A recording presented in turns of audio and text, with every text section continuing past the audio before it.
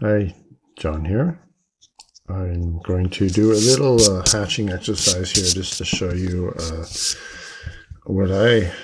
how I hatch my drawings and how I shade my drawings, my ink drawings. And it may be a little bit unconventional for what you're used to, but I had this conversation with somebody recently who was asking me about my artwork. Excuse me. And first thing I told them was, you have to build your own style, and but at the same time, be inspired by other artists, but don't copy them. Exactly. Just you have to sort of be inspired by them, but you develop your own style. So this is how I like to do my drawings, and what I'm going to do, I'm just going to do some little hatching exercises here. First thing, I'll just do a little square out an area here, just so you can see my boundaries.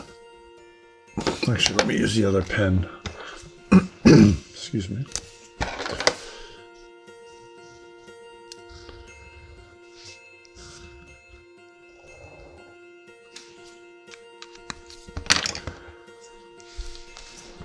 I can zoom on a little bit closer there for you. So this is just how I do it. Like I'm using the Pigma Micron PN pen, and I can go very lightly when I fill in an area.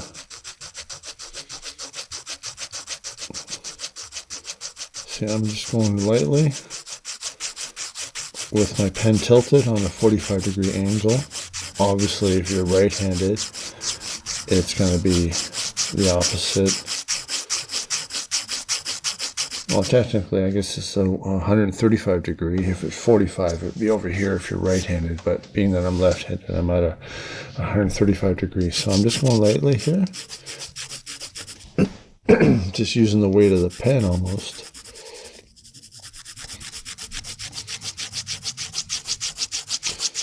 Just to hatch out my areas here. Just to give my a shading effect almost, right? And then you can go back over it again if you want to darken up an area.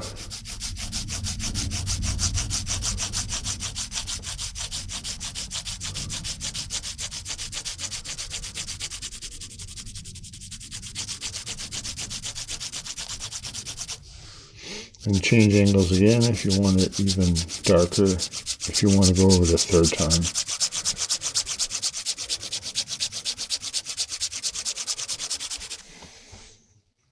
Pretty straightforward, nothing too complicated about that. I'll do a few more little squares here for you. Let me just adjust my camera here slightly.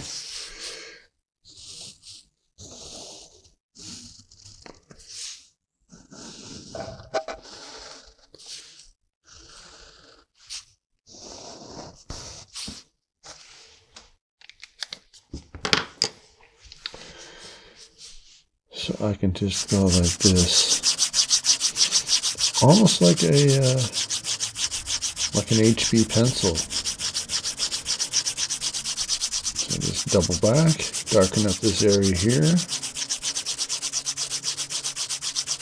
So I see the darkness that I want.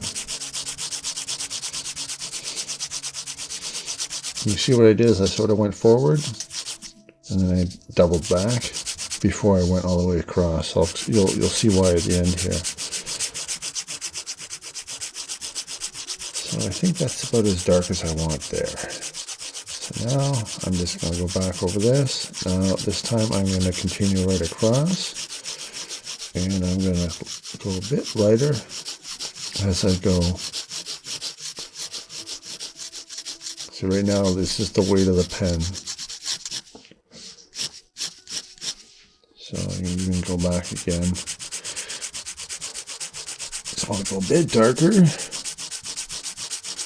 And I'm just sort of almost filling in a few areas that I missed, that I skipped over.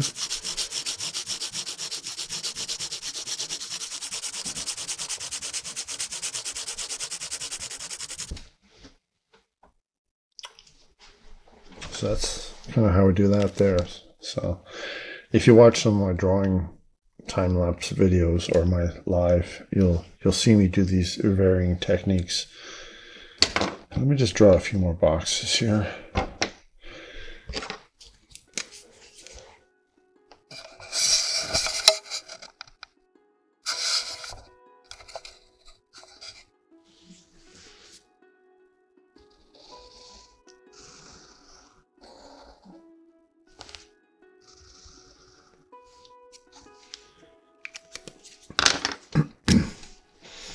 So this one here, I just do like a slight swirling pattern. So I want like an organic effect for, like, let's say like ground foliage or ground surface. I would do this here. These two previous would be good for like a solid surface, like a concrete, or perhaps the surface of a wall or wood, or a shadow on a wall or wood or concrete surface.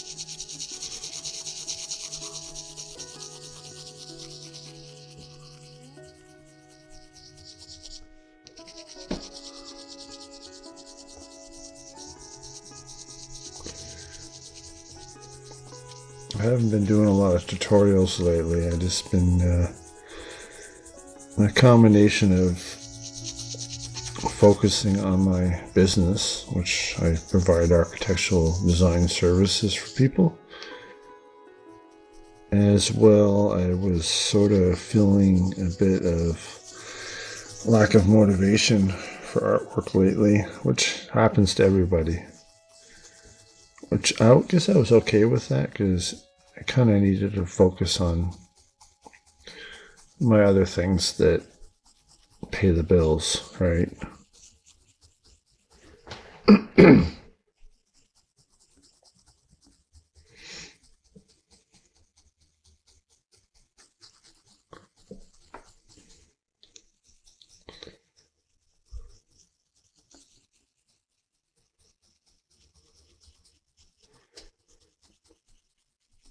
I've been trying to wean myself off of the social media, especially some of the YouTube videos out there, just trying to get away from all the negative news on YouTube or conspiracy theories about different things, right? So I'm just trying to get away from that, because that can really make you feel demotivated when everyone's saying that something's going to happen in April or May or whatever, and nothing ever happens.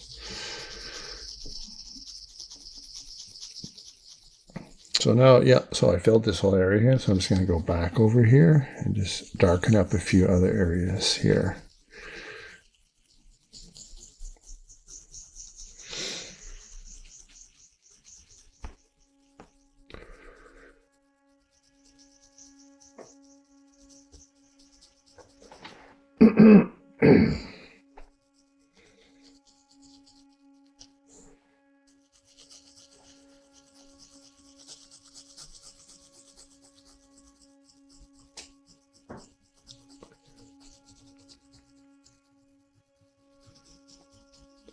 Yeah, the other thing I was feeling a little bit losing my motivation with, I kind of mentioned this in a video that I did yesterday about how I kind of felt like the YouTube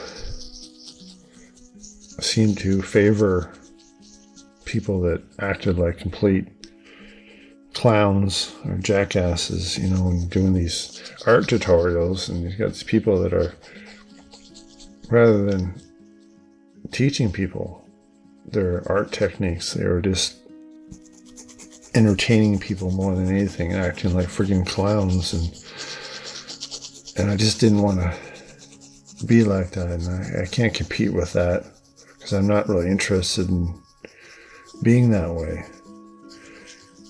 And I keep on praying that someday YouTube will...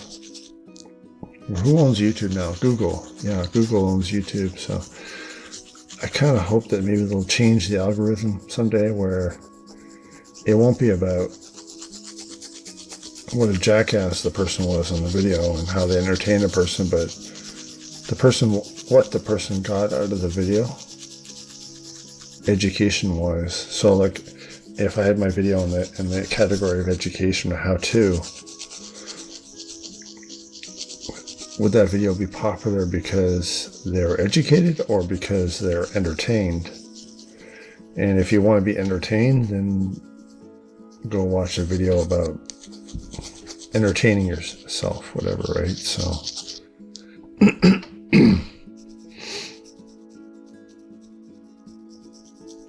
so I can just go over here and darken up a few more areas here.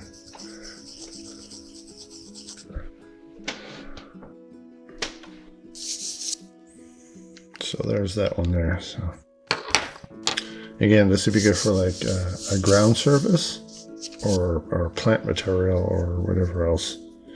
I guess you could even use it for a wall surface, like stucco or an old concrete wall or whatever, right? I'm gonna try another box here.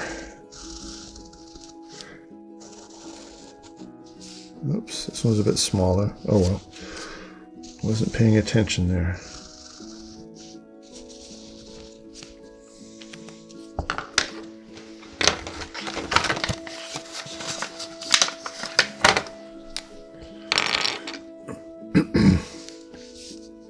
So I'm gonna go a bit harder this time.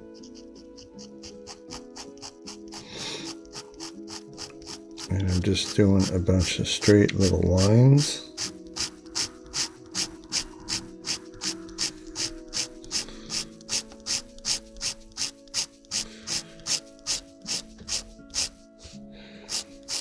And sometimes I'm trying to keep them even, but it's so difficult to do that, and occasionally I'll skip, like right here I skipped. So I'll actually just go back and fill it in.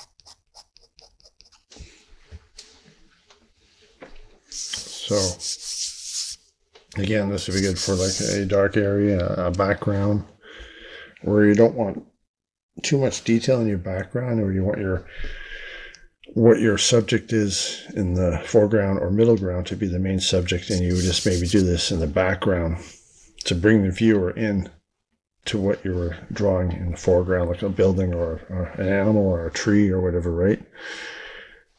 That would be good for this, and or if you just wanted to show some shadow or whatever, right? So actually I'm going to flip this over just so, because as I'm drawing you can still see this. So I hope it's okay now that it's upside down.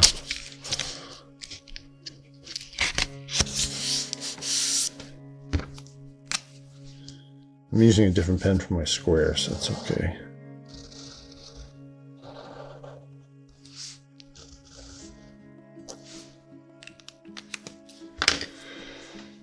So this one's going to be similar to this one here, but I'm actually going to go backwards. You'll see. So I'm actually going backwards now. And like before I was drawing hundreds of lines, and now I'm actually just going back and forth. I'm not even lifting from the paper.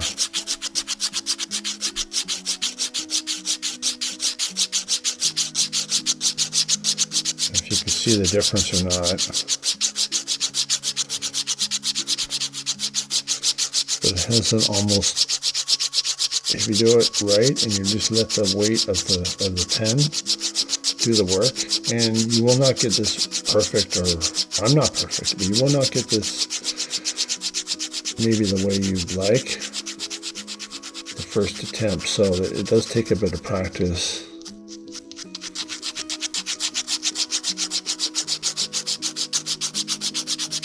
So I'm just going back over here, filling it in like that.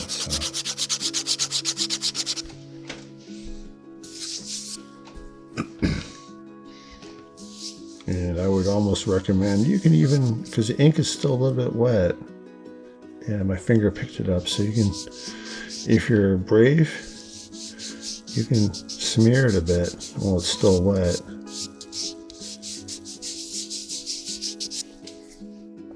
But I wouldn't recommend doing that until you're more confident with it. So I'll do one more little square here for you, since I got the space here.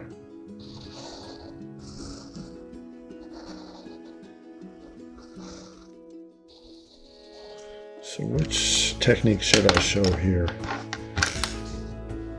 Maybe a dark to light, but similar to this. Yeah, I'll go like at maybe at like a 80-degree angle. But I'm going really dark, almost solid.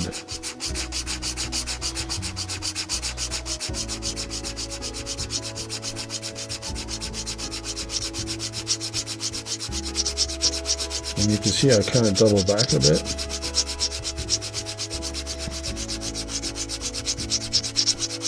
And I go lighter as I go along. But I still double back, because I don't like little gaps between my lines. And I did go a bit dark here. Not intentional, but that's okay, because sometimes accidents can work out pretty nicely. And I'll show you something here, so you can fix this here and make it look like it was something intentional, right? So like there was like a dark area up here, a shadow or something, a dark part of the sky or the forest. You can go over these other areas here. Like a dark area right here. And just sort of blend it in.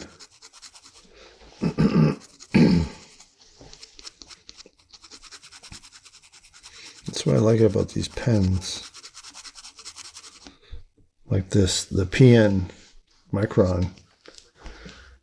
Just you look for the PN. Like it has a different tip on it, almost like the tip of a roller, but without the ball, but not quite a fine liner. It's like a very, very hard plastic.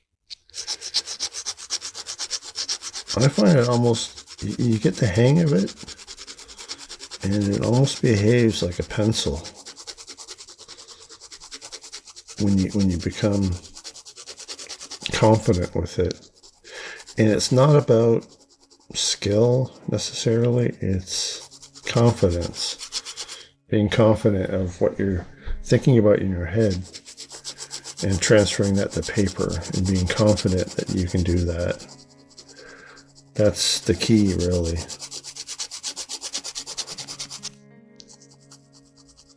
And I'll do a little area right here too.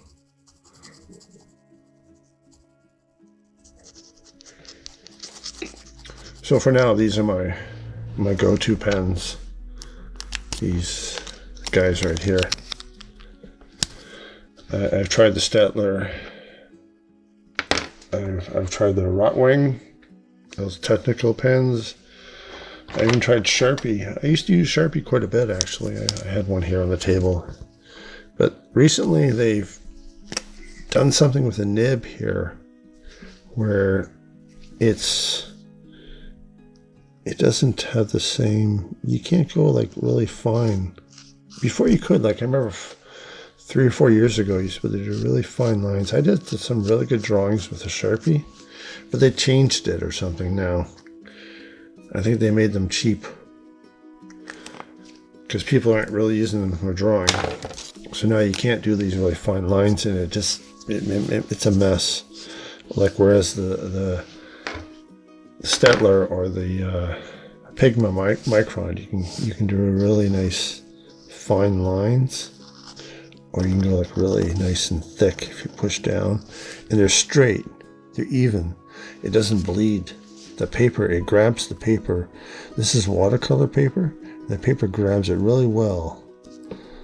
Unless you just leave it there, then obviously the ink is, but even that, like you just leave it there